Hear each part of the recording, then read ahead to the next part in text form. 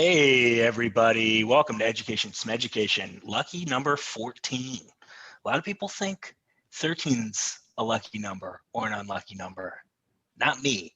14's the way to go. We're talking, there's a lot of great 14's out there. Ken, you know what I'm talking about. We have my number in 8th grade football. I was number 14. I played running back. I was number 14. I was running back / inside linebacker. I was number 14. That was the year I had 15 touchdowns in 8 games. Very impressive. Pretty impressive. What did I do the rest of my 8th grade career? Not a lot. What are you supposed to do in 8th grade? 8th grade, I was. This is a true story. And our Sam Rager's here. Sam, hi. Yay, thanks for being here. I appreciate it. I appreciate being here. One of my favorite. She has one of my favorite podcasts called My Eulogies Please, which is very fun. Yeah, 14. Though I started working at McDonald's when I was 14. Whoa! It's the legal age you can start working there. I feel like that's illegal. Oh, come on. Not in Michigan. What are you talking about? From 4 p.m. to 7 p.m. Those are your hours that you can work. Also, the worst hours to work as a 14-year-old. Like, oh my God, yeah, it's not good. That's when you should be doing mathematics, your homework, arithmetic. For sure.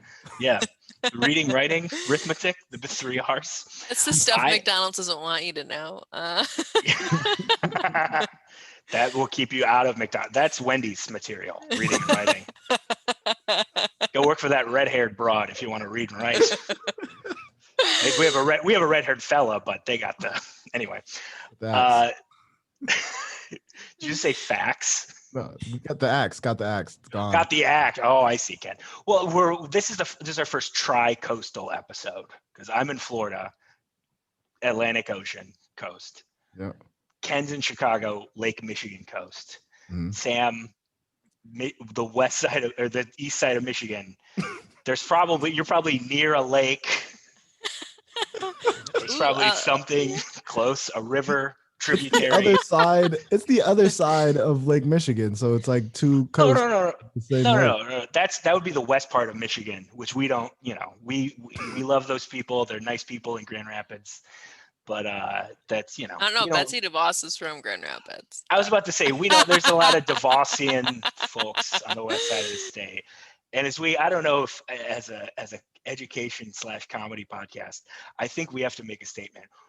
We don't like Betsy DeVos here, guys. Mm-mm. We think she stinks.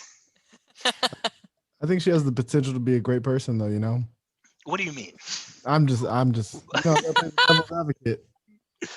That's the sort of Christianity that Betsy DeVos would probably not enjoy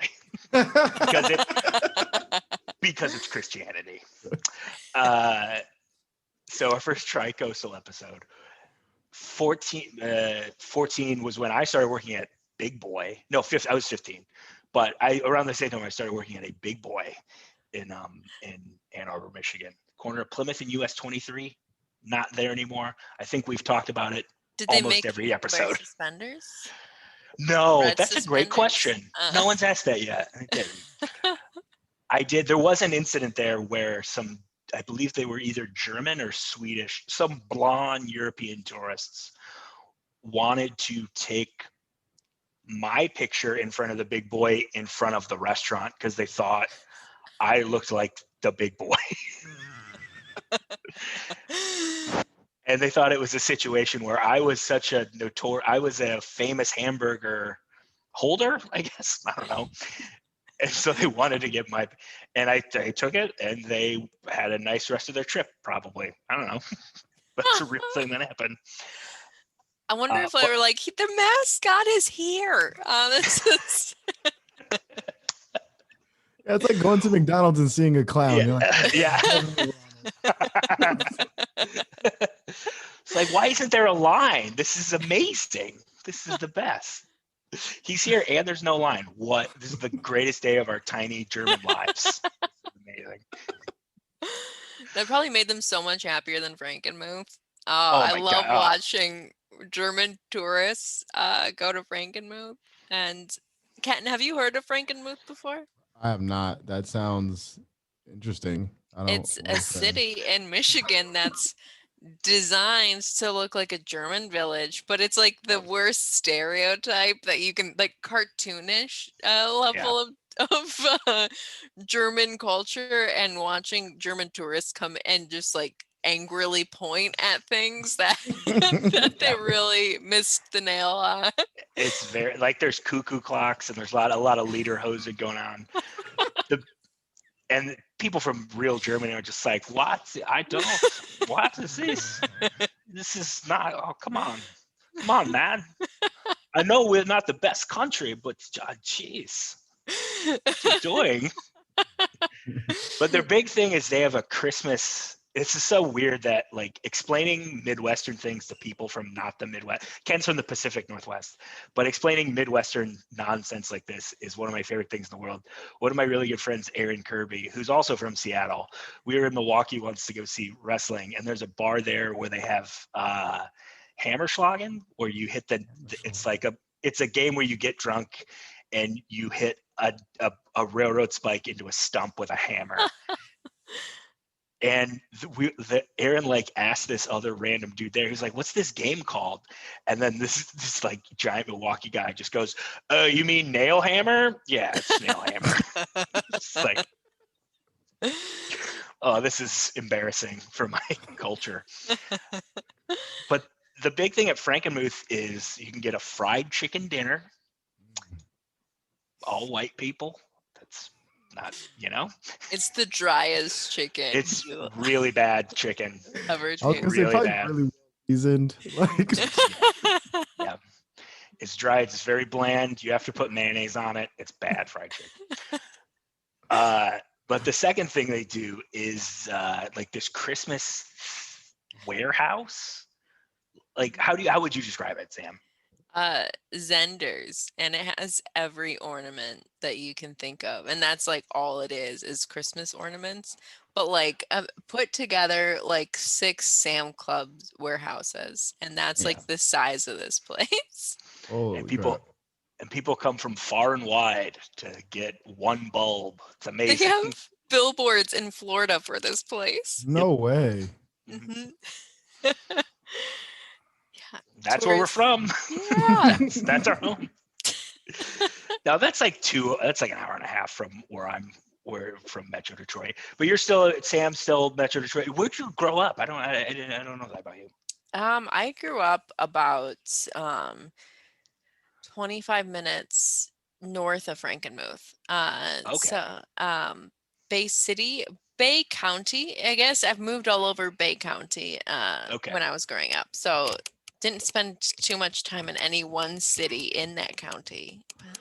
Why were you moving around? Were you on the lam? My dad was. My dad. Oh, there we go. No I knew way. it. I knew it. But didn't know to expand past the county borders. So that's why we had to keep on moving. Was he on the run for misdemeanors? Like, it's like these parking tickets are piling up. I can't. I gotta move. Got to move across the street. I need to get 6 blocks over, so I don't have to pay $12. For Home Shopping Network. Wait, from home? Is this true? Wait, yeah. Okay, please lay all of this on me. Please, here we go. I've heard a little bit of this before, but it's so as much as you're allowed to tell us legally. I don't know what the statute of limitations is on. I hope it's up. I hope it's up. I mean, he's in hospice now, so I mean, they have a limited time. That statute of limitations is pretty. Is the statute of limitations coming up, or is it finally time to strike?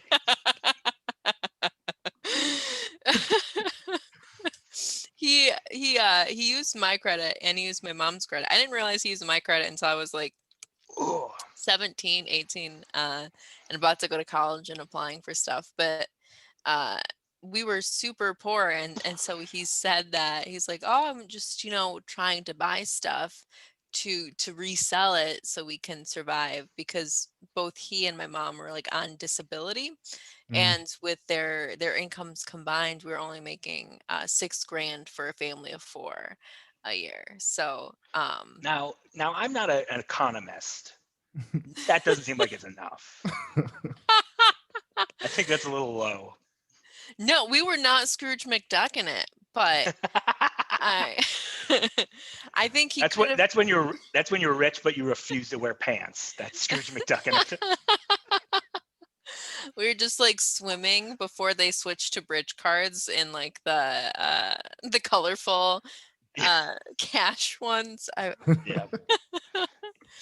I remember those. Yeah. Yeah. So we lived off of trying to resell that, but nobody wants to buy. He didn't buy like resellable items from QVC. He bought like the holiday sets, and like nobody wants to buy a set that you could buy at like a store like Meijer or Walmart for like $10-15. Like Yeah. Man, QVC that's quality nuts. isn't top notch. They're not getting from a finer factory overseas where they can pay people slightly more than $1 a day. They're not. No. Same factory. Yeah. So when I was like 17 or 18, I found out that I was like $100,000 in debt. Whoa. Yeah. That's pretty Man. tight for a 17-year-old, though. Yeah, that's got to be so much fun. That's got to be like a record or something. You know what I mean? Yeah. Like you should call Guinness like that. Yeah. Guinness World Record. That's a Yeah. gotta be Like up you there. barely know what credit is, and you're like, you hear like I'm $100,000 in debt. It's like, so I have $100,000 to spend, or what does it mean? Like that's so nuts, man. And how? Like what's your reaction to that? How do you deal with that? And eventually we'll talk about school, but this is a little bit more interesting. This is the school of hard knocks right here. This is, oh yeah. This is the kind of school of hard knocks that not everyone gets to get into. Only a select lucky few. This is like the Harvard of hard knocks. Yeah, beware the headmaster. He'll give you black eyes and send you to the hospital for stitches.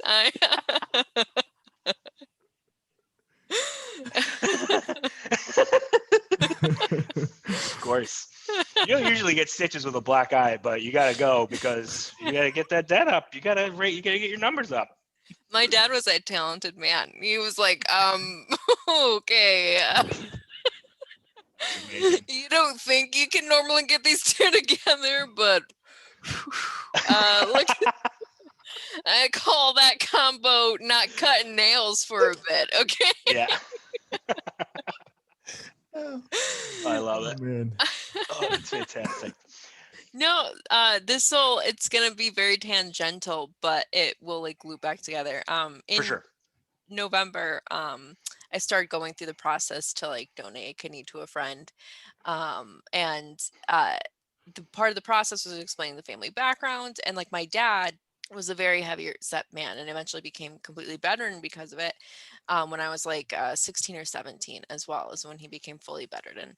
And the transplant doctors, they were like, are you sure that you're not going to become like that as well? And I was like, no, like it was a choice on his part. And they were like, are you sure? And I was like, yeah, it's not like he had like a support team. Like having someone be super physically abusive, we're not going to be like like, oh no, he can't get out of bed anymore.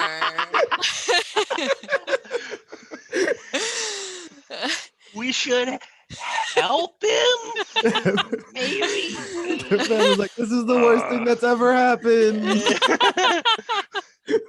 We're so bummed.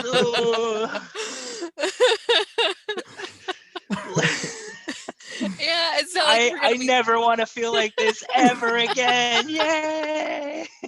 Hooray! Oh man, yeah. Anyway, sorry. Yeah, I mean, she ended up finding someone else to do the transplant because they made me lose 20 pounds to like anyways, and then I would have to keep it off for like another 3 months. Yeah. And so somebody. 20 pounds is the $100,000 of pounds. That is my opinion. It's a lot. It's a lot to get off in the 30s. I'm like, Yeah. Oh yeah. they did not come off like they did in the 20s. Ken just turned 30, and Ken's very active. He likes to hopscotch, and we play tetherball down at the park. He doesn't realize that in a couple of years, not happening, baby. All downhill. All downhill. And tetherball 1-on-1. Who do you take, me or you? Who do you think's going to win that? You got more gray hairs in your beard than me, so I think you win that. Oh, I know how to hit it so it goes like down and up and it swings around. I think everybody does that though. I don't know if you can hit it too many other ways. Mike. That's a really good point. I'll be honest with you. I haven't played tetherball in probably 3-4 months, man. It's been a while. Sorry. So you're trying to get also good on you for even considering giving someone else a kidney. That's amazing. I would never. There's a lot of people that I'm very fond of. I would not ever offer them an organ. Now I just have 2 O-negative kidneys. Those are primo kidneys. That's the good stuff. I'm hoarding them still. Well, let me ask you a follow-up question. Are you still in debt? Yeah, that's where I went. I was like, dude, sell the kidneys. Sell the kidneys. Yeah. At least sell one.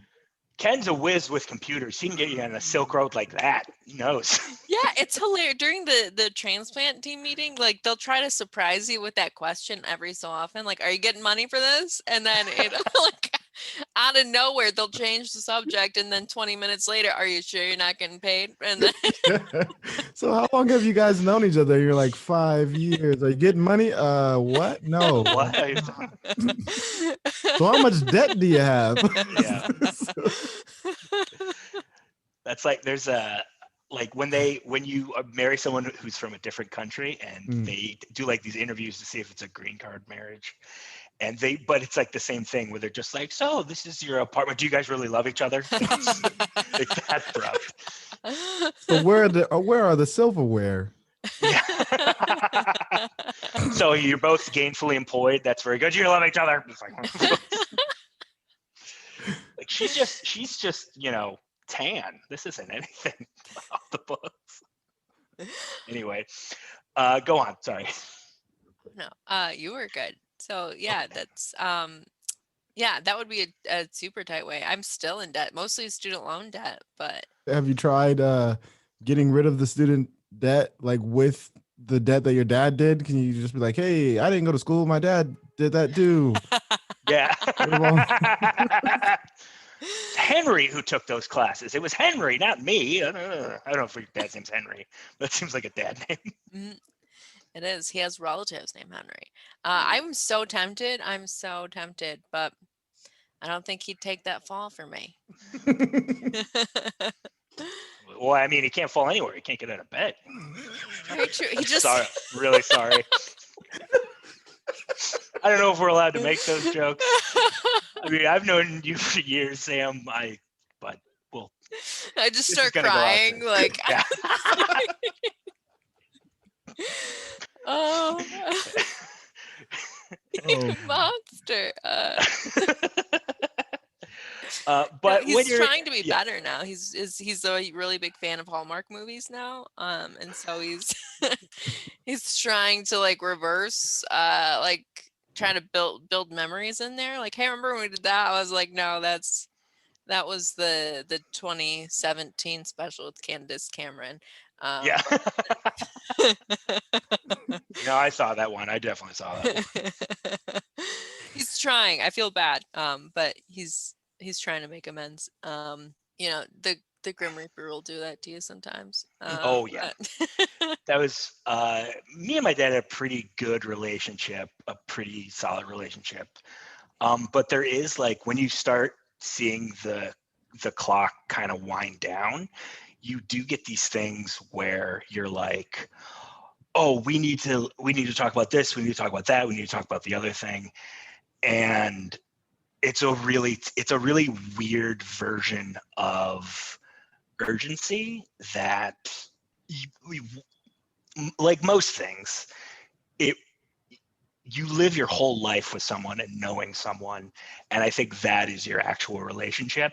And if you try this like Hail Mary thing towards the end, it's a great gesture, it means a lot. Sometimes you need to say certain things, but there's all this other stuff. That's just my take on it with my situation. Yeah, it's such like, oh yeah, when you have such a tumultuous relationship with a parent, it makes it so much. There's a ton of emotions like flying in there. And it's weird because some people are like, oh, like why are you sad? Like you had such a strained relationship growing up. And it's like, well, you can still feel Oh yeah. mournful and stuff, even though like your relationship isn't great. Um he he's in both heart failure and kidney failure right now. Yeah. They wouldn't allow me to donate a kidney to him just because he's in too rough of shape to get one, but his plan. You really want to get rid of these kidneys. Look, I'm just trying to just like I'm one's One enough of them for gonna me. explode or something. Yeah, Jesus. It's like, I gotta get this thing out of me before it goes off. Yeah. I'm just trying to lose these last 5 pounds. It's just kidney shaped.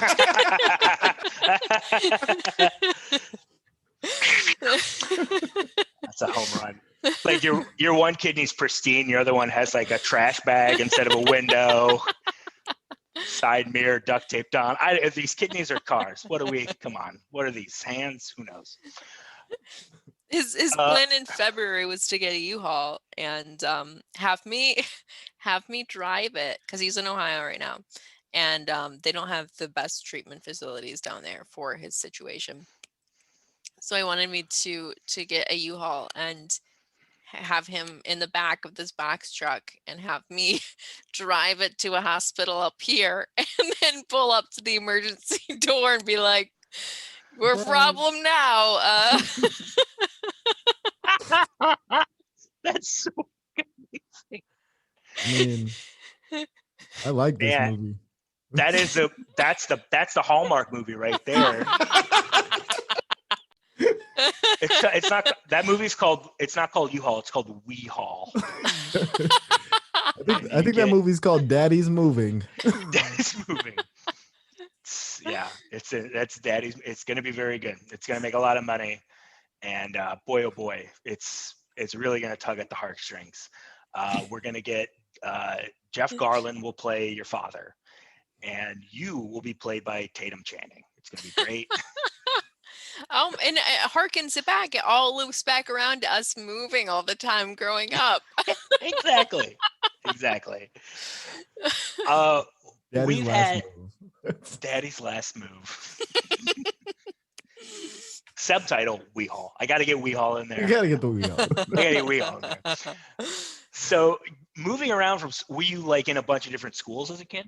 See? I went to 5 different elementary schools. Whoa, elementary school's like 3 years. Or is it? No, elementary school. I went to all. Yeah, I went to all school at the same place, so I don't know. But elementary school is like, yeah, it was kindergarten through 8th grade at St. Thomas the Apostle. But yeah, elementary school is like kindergarten to 6th grade or up to 5th grade. One of the schools I went to was K through 6, but the rest was K through 5. Okay. And then I went to 1 middle school, and then I went to 3 high schools. Damn.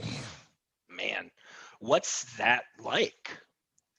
I think I would have been like weird no matter what, but I think it made me more socially awkward. Yeah. How would you try and fit in with anybody in these situations? Or were you just like, I'm here, I'm Sam, I'm doing my thing, everything else is whatever, I'm just trying to get through this? Did you start fires? Yeah, it's a great follow-up question. Did you start fires? Did you shoot bottle rockets at deer? I don't know. No, I mean, it is the primo place, though, up in rural Michigan to shoot deer. School off for deer season. I made my own clubs with Beanie Babies at recess, and I made everyone membership cards, and I was like, Going out to people like, you want this? It's a pretty exclusive club. Yeah. Every time a woman is on the show, they end up being the weirdest kid. I love it so much. So what is the reaction to you're like, hey, what's up, Jimmy, or whatever the fuck? Here's your what happens next? I don't know if you were going to be surprised by this, but nobody wanted to join. Oh, so no. I would just hide with my Beanie Babies behind the trees near the soccer field. Oh no. Oh, that is the breaks saddest my heart. story ever. It's so sad. I love it so much. And like, would you like talk to the Beanie? Would you tell the Beanie Babies like, listen, reinforcements are on the way. I swear, Princess Diana, Beanie Baby, you're obviously the queen of this, or you're the princess of this. Whatever. There's I swear, you're not gonna get run off the road again. It's all gonna be fine. Like, what happened? It's me. I'm the reason nobody wants to join. What are you telling the Beanie Like, what do you say to the Beanie Babies? Look, this campaign's not going well. I promise next season we're gonna try to get some recruits in here. Oh my gosh. My mom would best. try to like, she was a librarian for like a different school that my sister was at, and she would like bring other librarians' kids home to like play with us. I mean, their parents knew it's not like she's. Yeah, I was like, what? Yeah. Yeah. Your mom is actively kidnapping people, so Yeah. you're not weird. And we would my sister and I thought it was great fun to. Do you remember the hardcover little golden books? The little children's books, the little golden. Well, anyways, No, I know what you're talking. Yeah, I know what you mean. Yeah. Sorry. we would set them up so they would make like little triangles, and we would connect them so it'd be like this very intricate trail. And then we would take our hamsters and we would bet on who would make it out first. And we're like, you guys don't think this is fun? Like, you don't want to bet? Like, who do you think who's your pick? I can tell you, don't choose this one. Don't choose Lefty, because we just fed him a bunch of Cheetos yesterday. We don't know how he's gonna. What the fuck? This is easily one of my favorite episodes. Is nuts. This is bananas. You're saying you have like a hamster track. You're a bookie for hamsters. Good Lord. Write that. That's not an idea that just comes to you when you're sitting in front of the laptop with Final Draft open. You don't just come up with, and then we made our hamsters race, and we made the librarian kids bet on them. See you at the Oscars. Click. Like, that's not a thing. That's so nuts.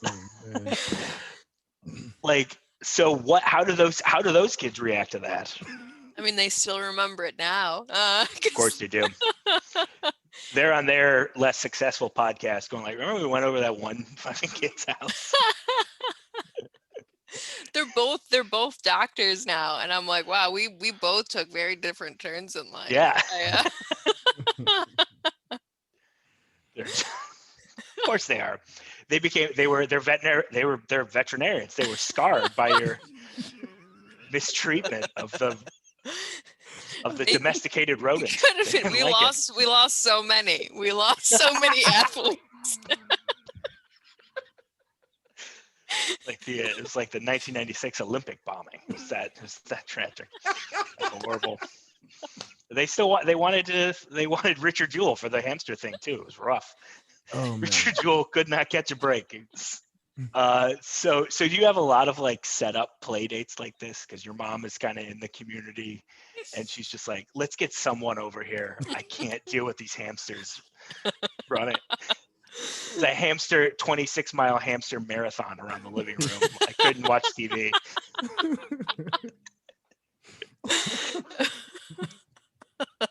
And I might be on fire tonight, you guys. I don't know. Yeah, I mean, she tried to get us a ball for them, and she's like, "Look how much more normal this is, right?"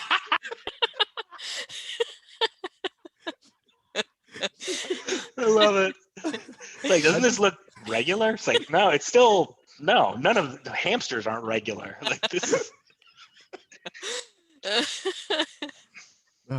I just imagine mom, after like the 5th hamster, she's like, "All right, no more hamsters after this one. Like we are putting a limit on this." She tried, and I had a vague idea of how sex worked. Don't worry. That's another thing. Took the hamsters and I would put them in her purses. I would take the male and female hamsters and put them in her purses, and they would like mate in her purses. And we had so many hamsters because of that. You ran a hamster brothel.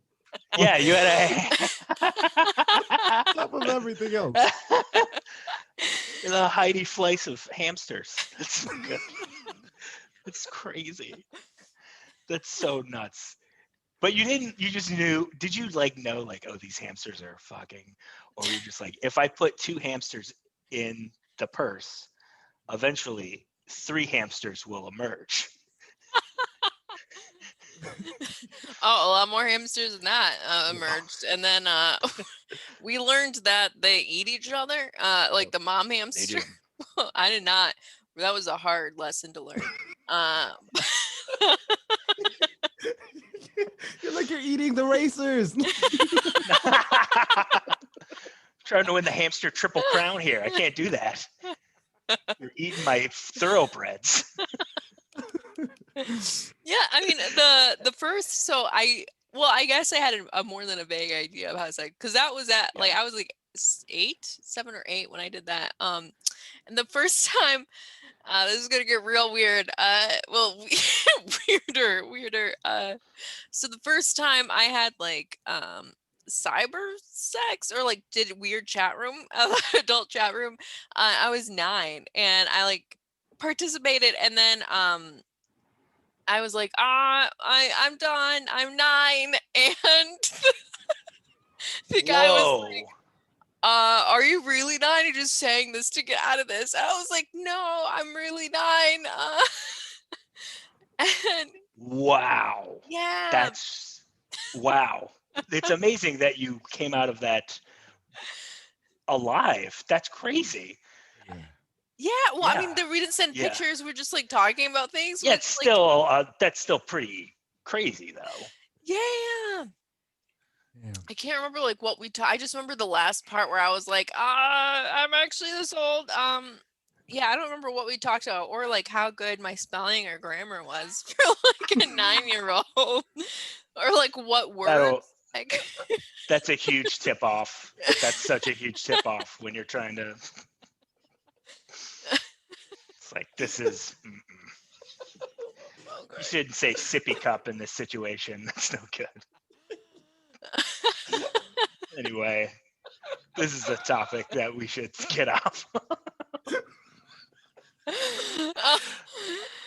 This is, boy oh boy, this one's really going to be something for the record books. Did you, other than these rejected invitations into the Beanie Baby Club and these gentlemen who are so just furious about hamster racing? Ken's physically dying right now. I'm crying right now. Yeah. This is ridiculous. So when you are in school, other than, hey, we don't want to be in Beanie Baby Club, hey, quit doing that to those hamsters. Also, why are you smoking? You're 10. We're inside. Where'd you get that clear green visor, you weird child bookie? Did you like school? Enjoy it? What classes did you have? I excelled in elementary school. Maybe not socially, but I like tried to like put that into my academics, and I I did really well. I did really well until gym class my freshman year in high school, What and happened in gym class? swimming. Oh, I was like, I'm no not. thanks. I was always a chubster. I didn't want to get in a swimsuit. That was before body positivity. I'm like, mm-mm. Yeah, yeah. That's a no. Yeah, that's such a no starter for ninth grade swim class. I don't get out of here. Yeah, he's like, Sam, you've been on your period for 3 months already, and it's like it's a condition. You know how my mom's terminally ill? I think I have that. I think I'm Yeah, sounds dying. great. You get an A. You're just like, I'm not gonna have this conversation. That is. Yeah, there's good for. I mean, what are you gonna do? I mean, and then in high school, you said 3 high schools you went to. hmm Yeah, how that's gotta be really tough. So in the midst of dealing with like an abusive husband and like really 2 angsty teenage daughters, and then also dying, like, or at least being terminally ill, my mom started, when I was growing up, they would sell her painkillers. And then when I was in high school, my mom became, well, 8th grade, my mom became like addicted to them herself, and she would like be able to down like an It's the entire roughest. bottle like in one go. Man. And It's so like opiates or Vikes, yeah, that kind of anything stuff. that you Yeah, can think, man, like it's so Oxy, rough. Percocet, Klonopin, Xanax. So come the summer before my junior year, my sister and I are like, if you overdose one more time, we're moving out. And then that was why I went to so many high schools, is because I moved out. I went to a high school for a semester, and then I moved back, but couldn't go back to my original high school because it was like mid-year school choice thing. Yeah, So I had to go to like a different one. And I was like, so I think with everything going on at home, I was like even angstier in high school. So I would always like bring up, oh, that's bad. Oh, you couldn't get something at Claire's in the mall. My mom is dying. And I would just make it hardcore. real. I would make it real weird. Yeah, But other other than that, like, I think I was kind of used to switching schools so much at that point that I didn't like let it bother me as much. yeah. You probably at that point have the toolbox of, I know what this is going to be like. I don't care if I eat lunch alone. I know, Mhm. I know the score. I get it. They get it. I just want to get through this. Yeah.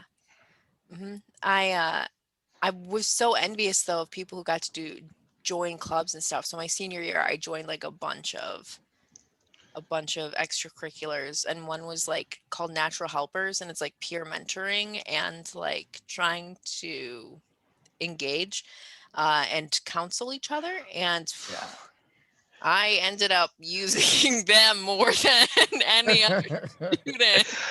I was about to say that immediately gets flipped. That's immediately going to go the other way. Yeah. That's so, yeah. Yeah, I felt like a mole. Just Yeah. like It's like, oh, okay, so that's how I should do this. All right. Can you say that to me again, please? 8 times? this is a weird episode of Undercover Boss, and it's Yeah. like, I'm the boss. Oh, you were the, all right. Wow. What were some of the other ones that you had? And academically, was there anything that like did grab your fancy and did really engage you, and then you were like, oh, this is something I like, and this is something I want to focus on? I really liked like history class, and I thought I wanted to do history in college, but when I was in high school, they're like, oh, track down, like, find the career path of your dream career. And I was like, well, I love history. I love the Smithsonian Institutes. I want to be a curator. And so I emailed the curator for the Smithsonian of Natural History, and I asked, I want your job one day, and how do I get it? And he said a PhD in anthropology. And so, yeah, going forward, I majored in anthro, with a focus on like forensic anthropology in college. Oh, nice. hmm Yeah. So it combined both the forensic science class I had, because CSI was like huge when I was in high school. For whatever reason, there was like at every high school except mine, there was like a forensic science class that you could take.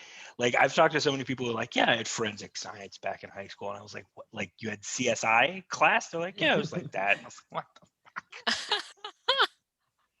Just in there being scared by the periodic table and you're dusting for jizz or whatever they do on that show. Anyway, you're that's what they do on CSI, right? They dust for semen. Sure. Just I mean, I pull up guess a after a list. few days it gets dusty. Yeah.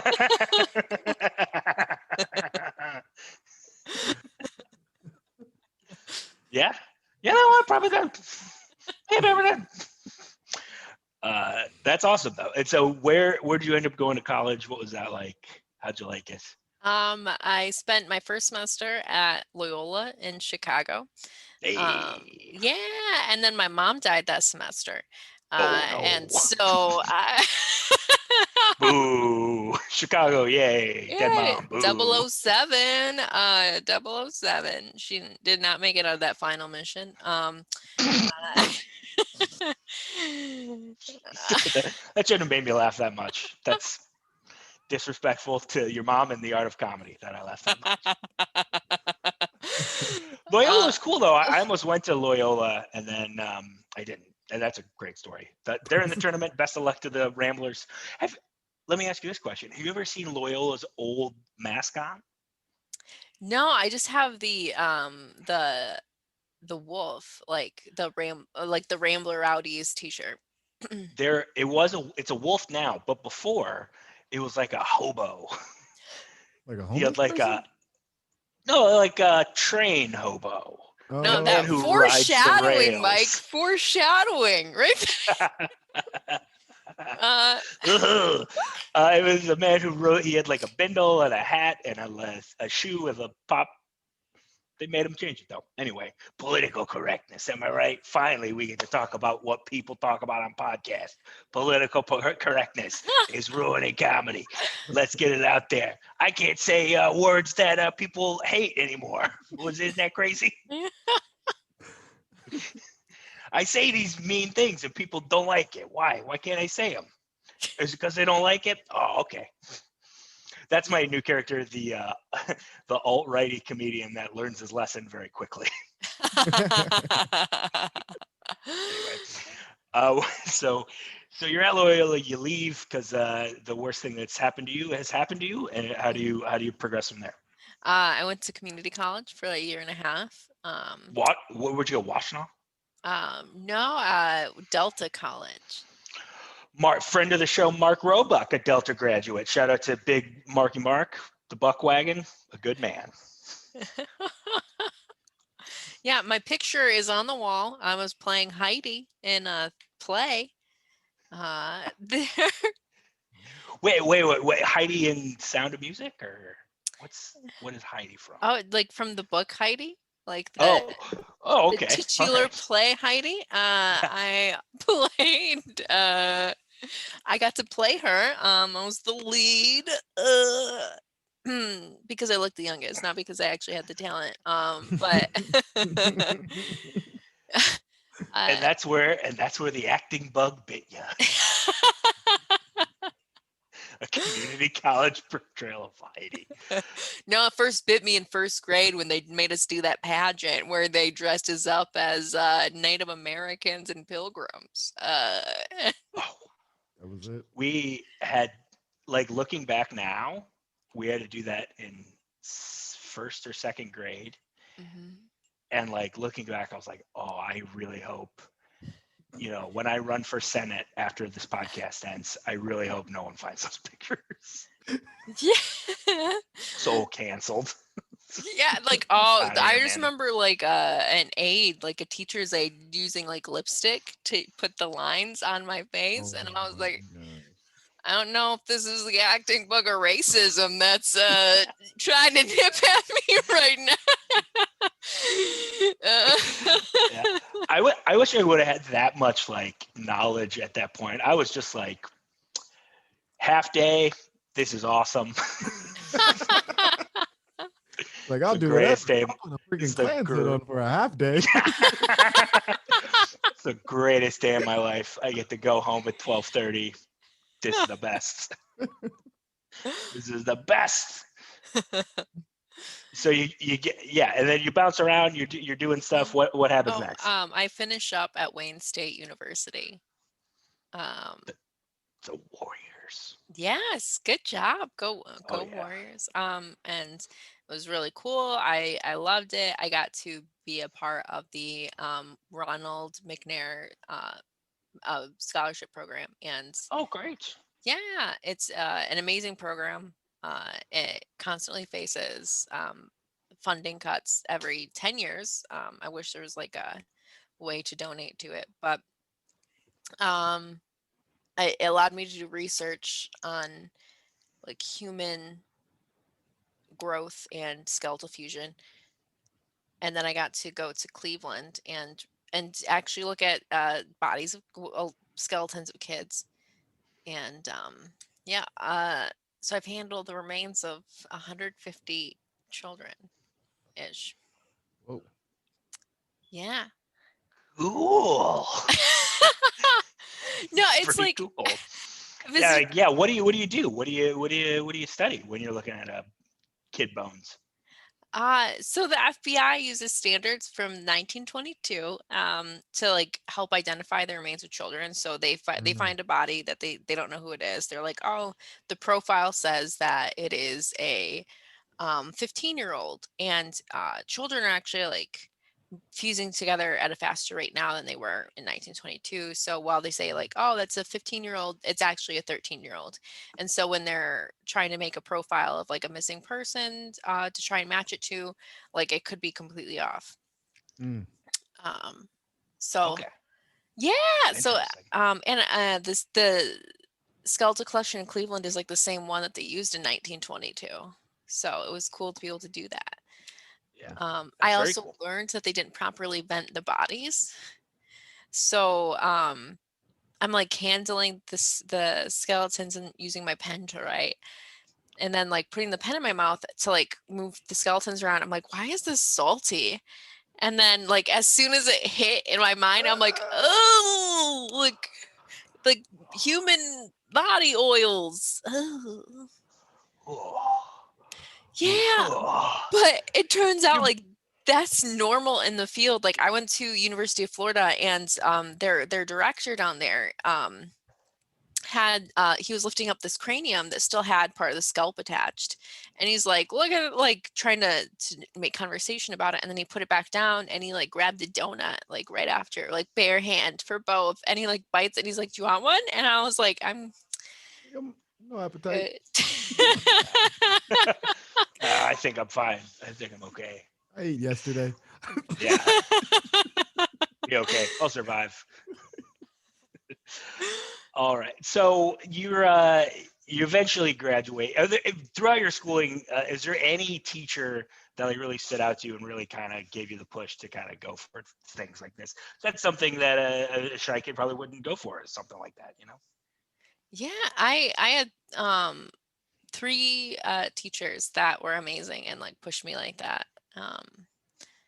And I want to give them a shout out, but I also wonder if they don't want to be associated after the whole hamster.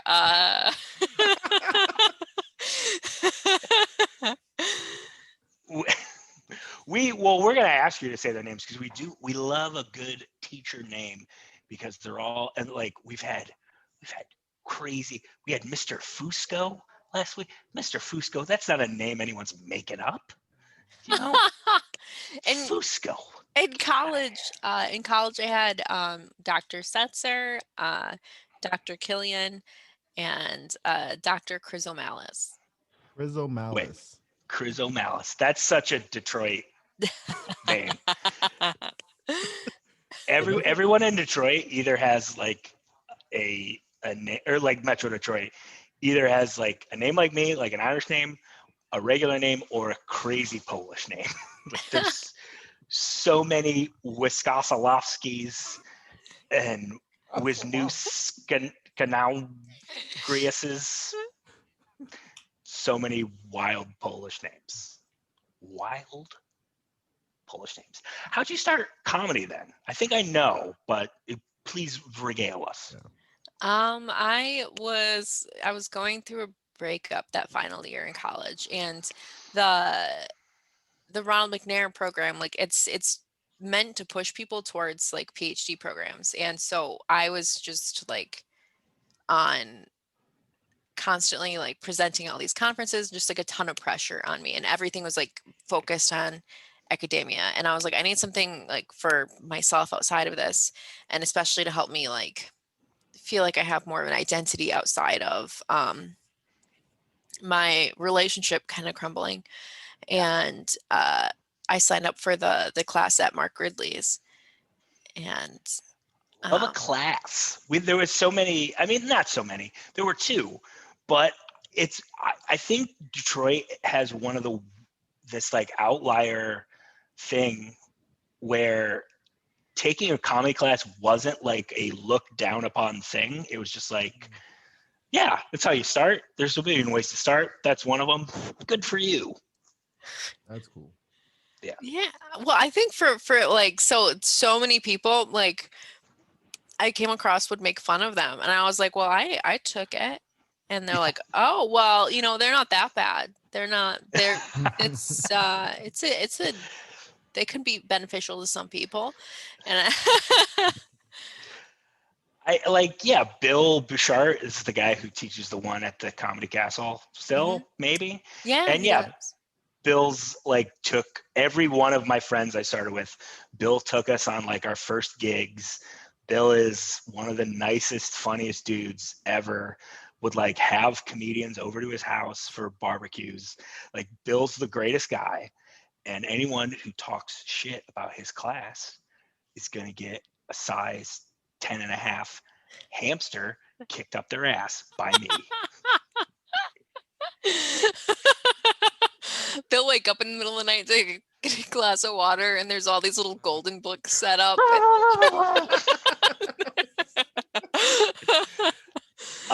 So one of my friends in middle school or elementary school was this kid Tim Kavnar, and his family had rabbits. They had bunny rabbits, and rabbits mate like so quick. Like they say humping like rabbits for a reason. That's all they do. They make babies so quickly. It's like they gestate for like 3 days, and it's insane. And so they would have to keep the male and the female rabbits apart, so they didn't end up with a bunch of them. And Tim messed that up one night. Oh no! And then like 2 weeks later, they went from having 2 rabbits to like 9 rabbits. It's crazy.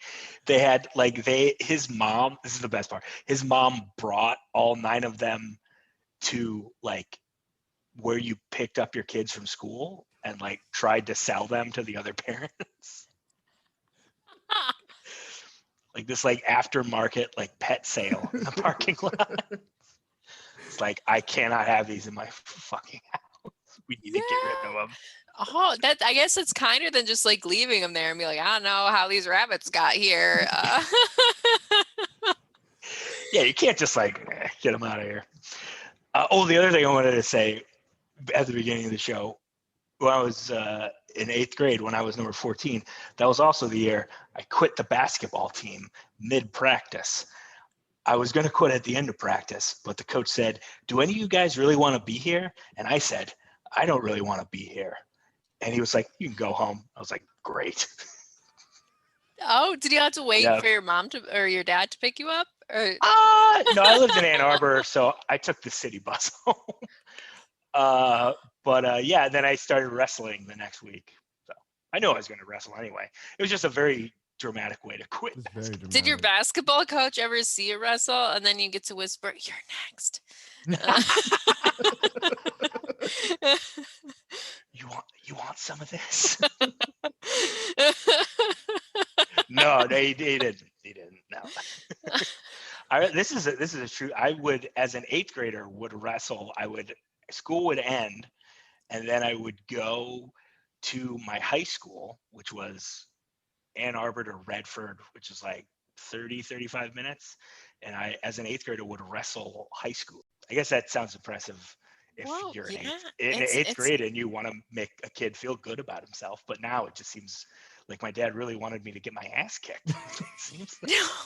Or you could, like, if you messed up at a high schooler, you could have like made a serial killer. Like they're like an adult and be like a freaking middle schooler. Like a middle schooler kicked my tuchus, and he goes and kills middle school wrestlers for the rest of his life. Yeah, just taking out 8th graders in singlets. Get them out of here. All I had to do is hit him with one stone cold stunner. I knew when I wrestled in high school, I would try and before practice, I almost hit a kid with a stone cold stunner once. He got so mad.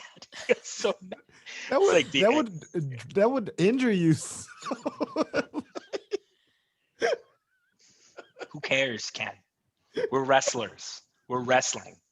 The only thing we know about is pain and wearing a garbage bag to cut weight. That's the only thing we care about.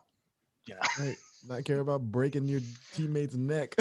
Yeah. Screw that. Oh man. The serial killer, when he buries bodies, he just buries it in a trash bag like they're trying to cut weight.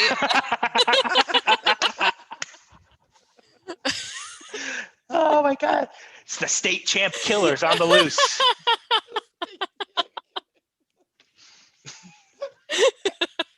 He needs to get that corpse under 135 pounds. Oh, man. Oh, Sam, thank you so much for being here. This has been such a joy. Thank you so much for sharing everything that you shared. But very quickly, before we get to the quiz, tell us about my Eulogies Please, the podcast. I've been on it. It was really fun. I had a blast writing it, and I had a blast performing it. If you haven't checked, I'll let Sam talk about it. I don't know why I'm going. Oh, no, you were doing a way better job than I can. It's a comedy fiction podcast, and I play a funeral home director who is just trying real hard to be cool, and she does try very hard. It's the dynamic with you and the other gentleman is Santiago. So yeah. Santiago plays Bob, my intern, who I forced to do this podcast with me, and he has a moral dilemma because I have bugged the microphone at funerals so I can play the eulogies in this podcast, because those are the only people I can get as my guests, or like unwilling ones. Fun.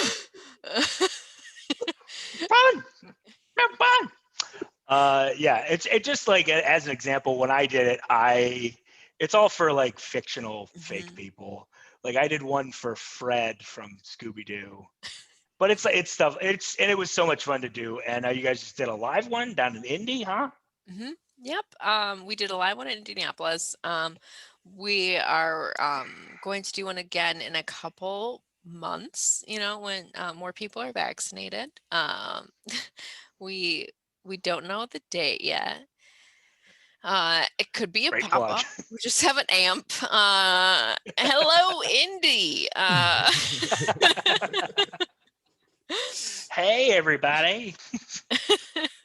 Guess what? Here's some eulogies. And like, we're at Cold Stone Creamery.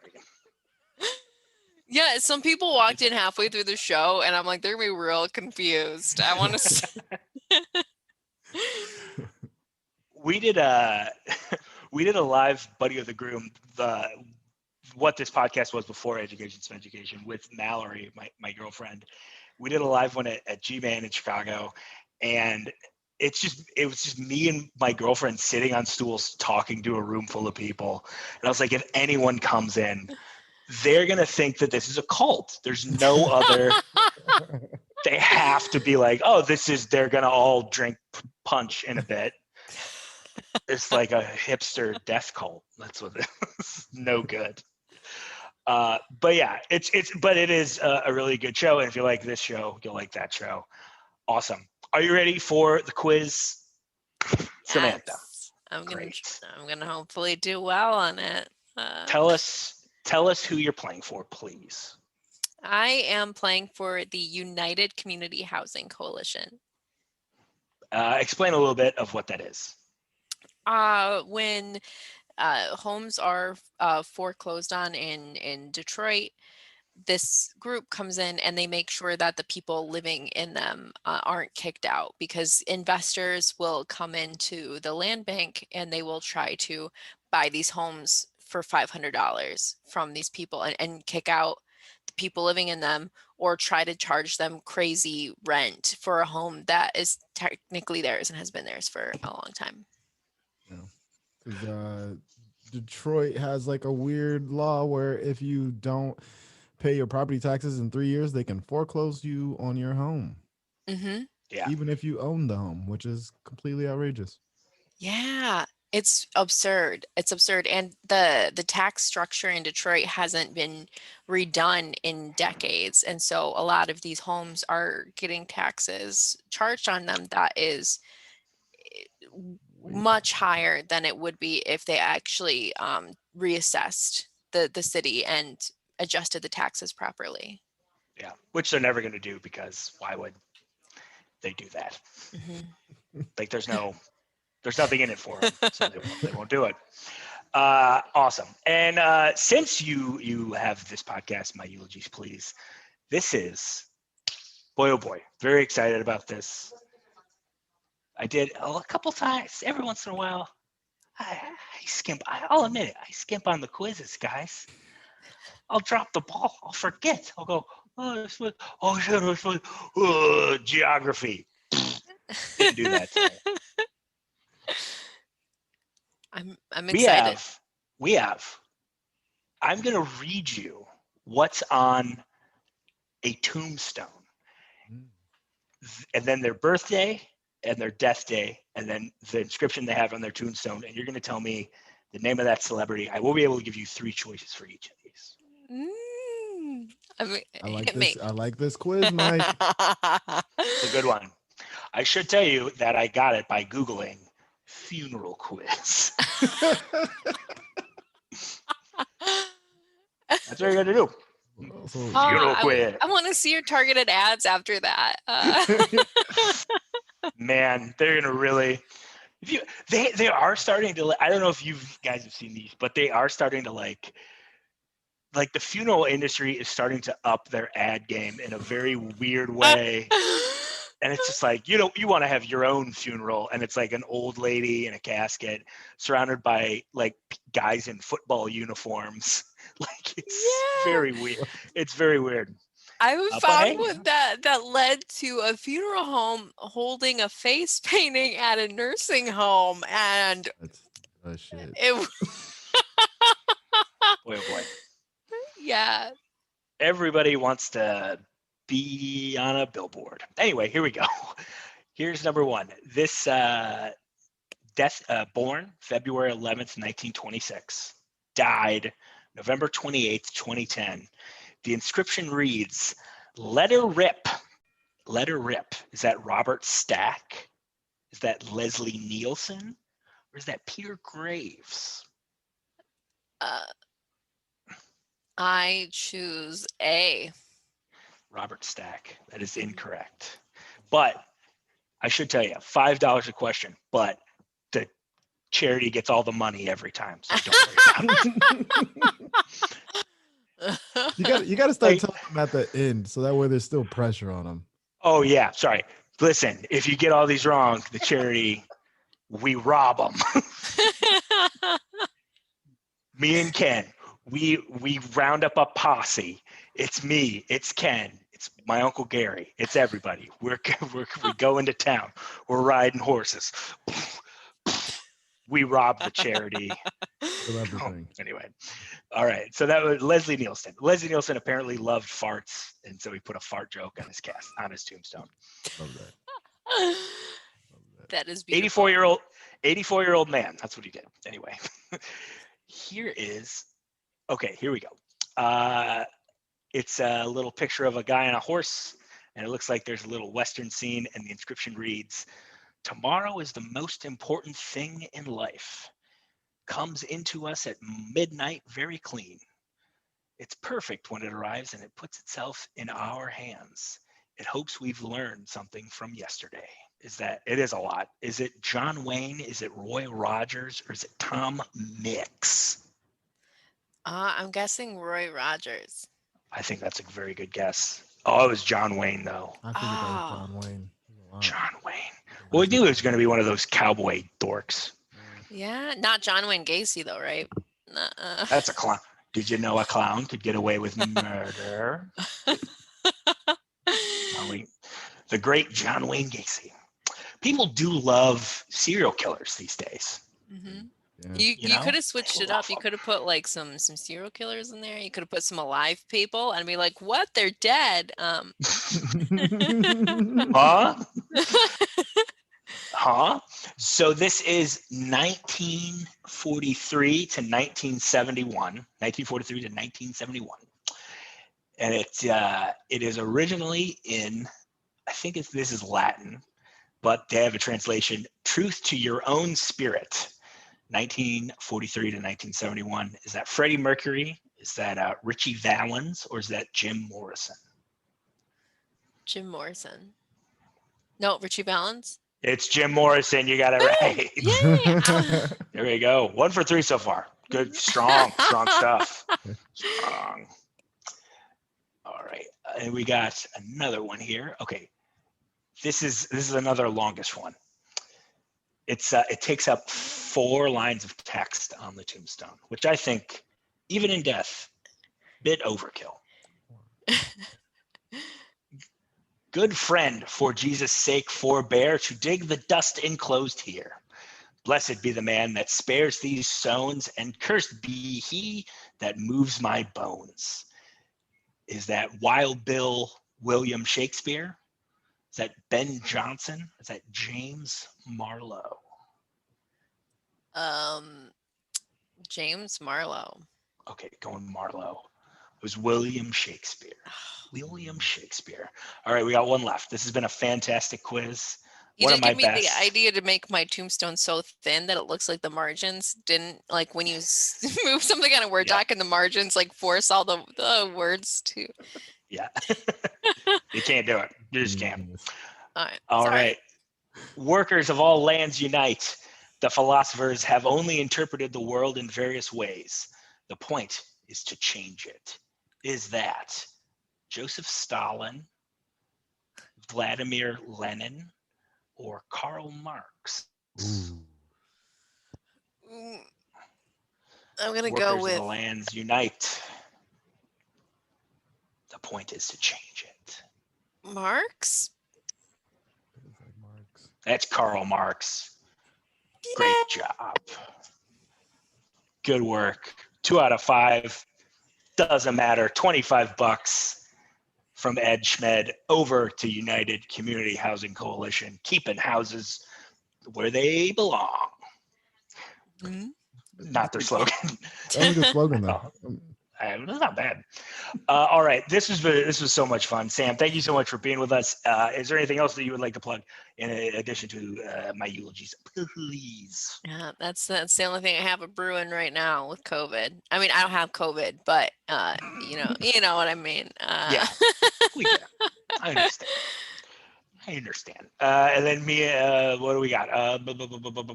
Oh, hey, Best Night Ever is coming back to the G-Man tab, or not to G-Man. Best Night Ever is coming back to the Lincoln Lodge, my weekly show. It probably won't be weekly, though. I'll probably do it every other week. But the first one's May 11th, so come on May 11th. Me and a guy you might know from episode 1, Josh O'Neill, we're producing it together. Ken's going to be on the first show. Who else is going to be on the first show? Amber Autry, very funny comic from Chicago. Our old pal Sabine Sadiq is going to be on the show, and Fast Billy Gavertz is going to be on there too. So that's a fun little lineup for all you Chicago heads. And what else? That's a strong lineup. Thank you. I'm very excited. It's going to be good to get back. I'll be fully vaccinated by then, so I'm ripping and running. And then Ann Arbor in May, and then me and Ken are at the Laughing Tap in Milwaukee, June 11th and 12th. Cool. Awesome. Ken, is there anything else you want to mention? Maybe a website or something? Yeah. I got my website, bigblackschlongs.com. Check that out. That's where everything is. You can get all my tour dates. There's lots of dates on there now, actually. I have so many dates I'm super pumped about. So yeah, check that out. And then also the podcast, A Drunken Night Out. Super fun, live show, podcast, everything. Yeah. All right. Very cool. All right. Thank you guys so much for being here. I appreciate it. Until next time, I have a crush on Danny Fernandez. Ass dismissed.